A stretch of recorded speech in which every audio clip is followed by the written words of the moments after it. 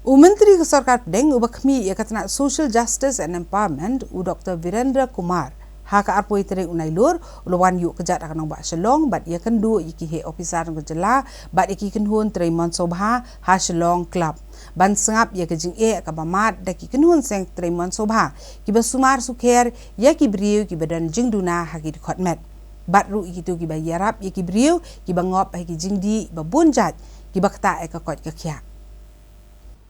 Hakani Jylla Secretary ka North Eastern Council uke Moses Chalai Principal Secretary jong Sarkar Jylla Sampat Kumar ka Commissioner and Secretary jong Tanat Social Welfare ka kong MN Nampui kila pensngawi ki jing pentri kami ki scheme bapher ka Jylla bat nakaliang kinong yalam jong seng tre monsobha kila penpau hakmat Myntri ya ka rukom ajing syakri ka jong ki bat ki jing ka baki kendu Dr. Virendra Kumar Ulaong baka Sarkar Pedeng kan trebor ba bantay ke imlang salang nakabanta kitu ki badan Duna ha ki Dkhot met ki bangop ki jingdi penbuat bat kibe Ulaong baka Sarkar kla trebor ba ha ka bede bat ki drug rehabilitation center bat old age homes ki badan hapo kari ha ka balakmi bat pet benia ba ya ka rukom trekam ka jong kini ki center baki deban ai ka jing sumar ba ka jing sngan ye ki bechong basa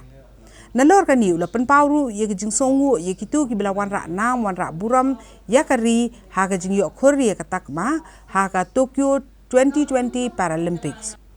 ula angru baka Sarkar Pedeng kelasem ye kesinjam bantai ye ki Special Sports Training Institute nak benta ki badan jing Duna ki Dkhot met ha ka leng ki benta jong kari kenthop ru ya ka wei ha ka nong ba Shong इस सारे क्षेत्र में केंद्र सरकार के द्वारा जो योजनाएं चलाई जा रही हैं उन योजनाओं को राज्य सरकारों और एनजीओ के माध्यम से वो क्रियान्वयन बहुत ज़्यादा प्रभावी ढंग से हो सके समाज के जिन वर्गों के लिए ये योजनाएं बनाई गई हैं उनका लाभ उन तक पहुंच सके इसके लिए राज्यों में जाकर जहां राज्य सरकार के अधिकारियों से बात करना वहीं एनजीओ से भी सीधा संवाद और संपर्क करके उनकी गतिविधियों के बारे में जानकारी लेना और जो बहुत अच्छा एनजीओ काम कर रहे हैं ऐसे सारे एनजीओ को और भी ज़्यादा प्रमोट करना लेकिन अगर कहीं कोई लीकेज नज़र आते हैं तो वो लीकेज को भी रोकना